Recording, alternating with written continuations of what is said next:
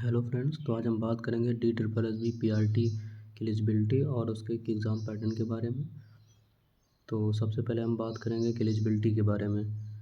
तो अगर आपने 12th पास किया हुआ है 50% मार्क्स के साथ और आपने D L Ed, B Ed या बी एल एड तीनों में से कोई भी आप पास हो और आपका सी टेट पेपर 1 क्वालिफाई हो, तो आप D triple S B P R T के लिए एलिजिबल हैं और आप उसमें अप्लाई कर सकते हैं।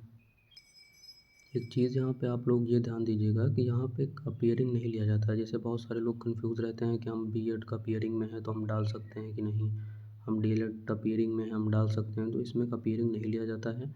इसमें आपका पूरा कंप्लीट होना चाहिए और साथ साथ आपका सीटेट पेपर 1 क्वालिफाई होना चाहिए। और यहाँ पे एक इम्पॉर्टेंट बात ये है कि यहाँ पे सीटेट में जो मार्क्स होते हैं, जैसे जनरल के तो हर जगह 90 मार्क्स लगते हैं, चाहे वो अदर स्टेट कैंडिडेट्स हों चाहे दिल्ली के हों। पर यहाँ पे ये है कि जैसे एक अदर स्टेट के ओबीसी हैं, अगर वो यहाँ पे अप्लाई करना चाहते हैं तो उनके भी यहाँ सीटेट पेपर 1 में 90 मार्क्स ही होने चाहिए। अगर 82 हैं तो वो कंसीडर नहीं करता है डी ट्रिपल एस। सिर्फ जो दिल्ली के ओबीसी हैं सिर्फ उन्हीं का 82 मार्क्स कंसीडर किया जाता है बस। बाकी एससी एसटी के लिए, चाहे वो दिल्ली के हों चाहे वो अदर स्टेट के हों, उनका 82 ही लगता है। और जनरल के लिए 90 मार्क्स, चाहे वो दिल्ली के हों चाहे अदर स्टेट के हों।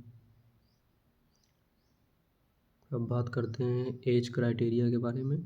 तो जनरल के लिए 30 इयर्स और ओबीसी के लिए 33 इयर्स और एससी एसटी के लिए 35 इयर्स। और इसमें कोई इंटरव्यू नहीं होता है, जैसा कि आप केवीएस में देखते होंगे वहाँ पे इंटरव्यू भी होता है। पर यहाँ पे आपको सिर्फ रिटन पेपर क्वालिफाई करना रहता है। अगर अब आप कर लेते हैं तो आपको रिटन मेरिट बेस्ड आपको जॉब मिल जाती है, यहाँ पे कोई इंटरव्यू नहीं है। और यहाँ पे सबसे अच्छी बात यह है कि जो जॉब की लोकेशन रहती है वो सिर्फ दिल्ली की ही रहती है। जैसे केवीएस में क्या है, आपको कॉल इंडिया जॉब कराई जाती है, आपके हर 3 साल 4 साल पे आपके ट्रांसफ़र होते रहते हैं। पर यहाँ पे क्या है, आपकी परमानेंट जॉब पूरी ज़िंदगी सिर्फ दिल्ली में ही रहेगी। अब बात कर लेते हैं कि एग्ज़ाम पैटर्न के बारे में। तो यहाँ पे आपसे पार्ट ए पूछा जाता है और पार्ट बी। पार्ट ए में आपका जनरल पेपर होता है। जनरल पेपर में आपके 5 सब्जेक्ट पूछे जाते हैं, जैसे हिंदी हो गया, इंग्लिश हो गया, मैथ्स हो गई, रीजनिंग हो गया और जीके हो गया। आपके ये 5 सब्जेक्ट पूछे जाते हैं और सारे सब्जेक्ट 20-20 मार्क्स के पूछे जाते हैं। तो पार्ट ए आपका 100 मार्क्स का पूछा जाता है और पार्ट बी जो है वहाँ पे पेडागॉजी पूछी जाती है 100 मार्क्स की। और इसमें 1/4 नेगेटिव मार्किंग भी है।